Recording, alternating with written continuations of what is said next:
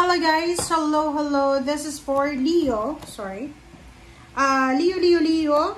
Welcome dito sa aking channel, Kapalaran 888. Welcome guys. This is for the first half of 2025 ng October. Titingnan natin Leo kung anong messages. Ano ba ang energy vibration na para sa inyo?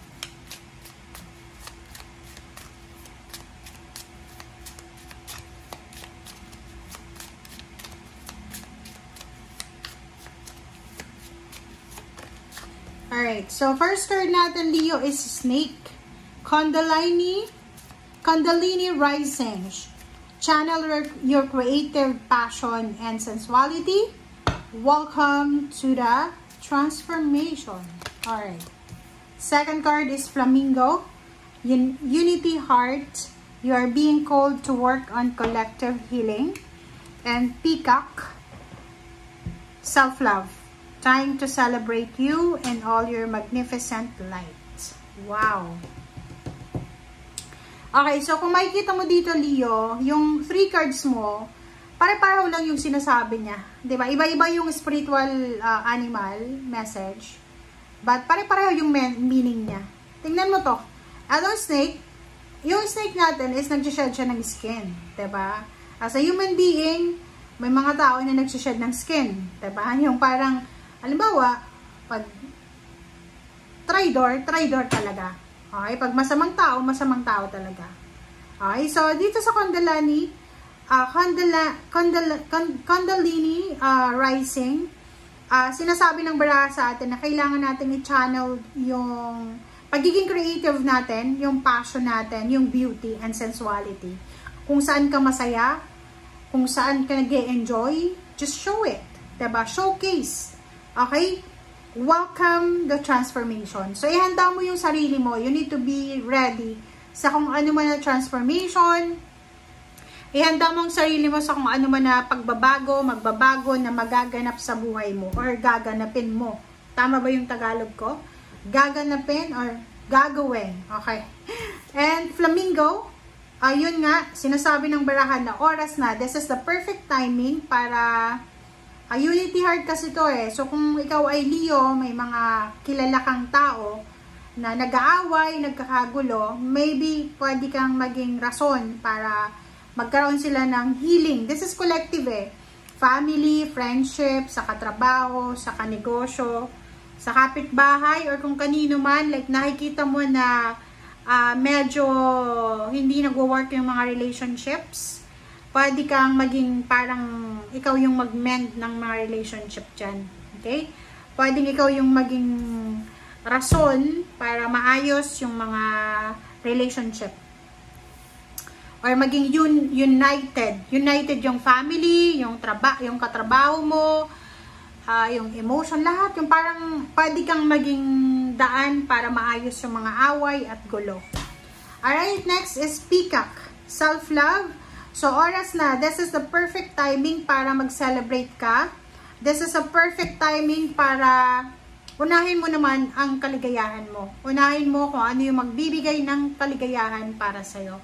Kumbaga siguro maraming, like kung breadwinner ka, siguro this first half ng October, magkakaroon ka ng time para sa sarili mo. Pwedeng magbabakasyon ka, mag-unwind, magre-relax, magga-ground, ano ba?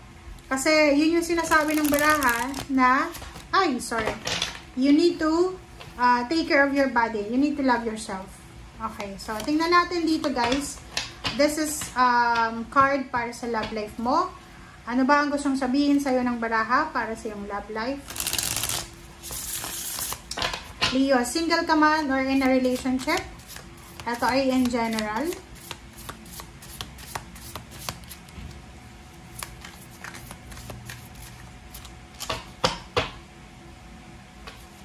Okay.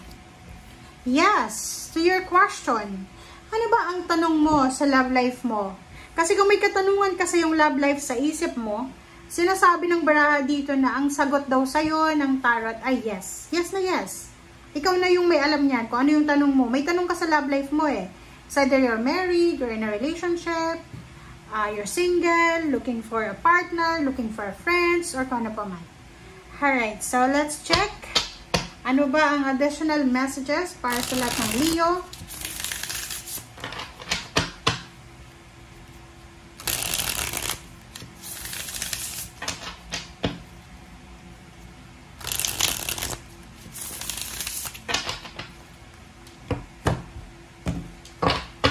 Okay, Leo. Ano pa ba ang additional messages para sa mga Leo friends natin? Okay, please comment down below guys if you are resonated sa mga videos natin, sa mga messages natin. Okay. Ito, first 4 cards, ito yung first na gustong lumabas. Lovers, 10 of Swords, 7 of Swords, alright. And the Star.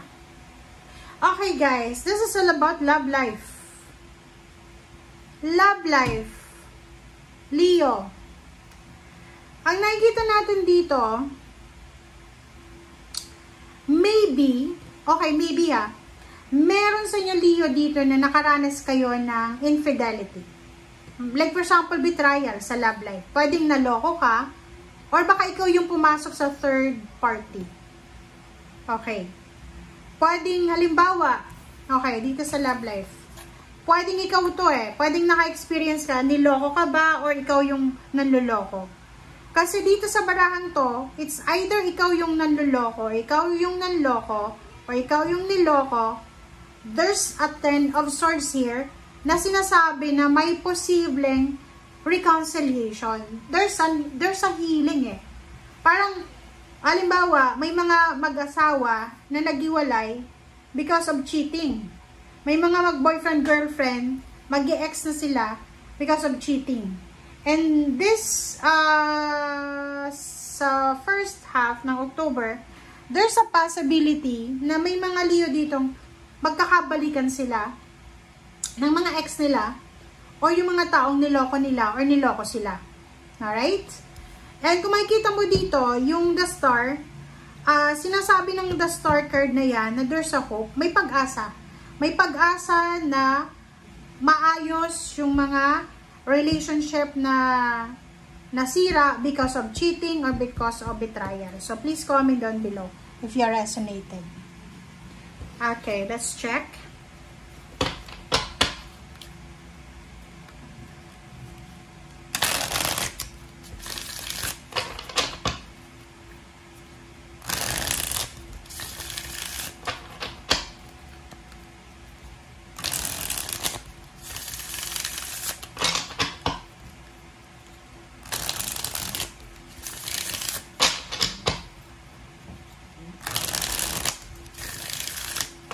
Alright, so let's check.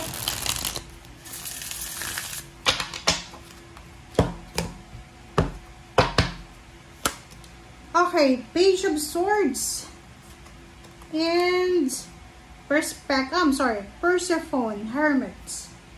Okay, so kung makikita mo dito, sinasabi ng barahan na mayroon dito na Leo na marami kang iniisip about sa future mo.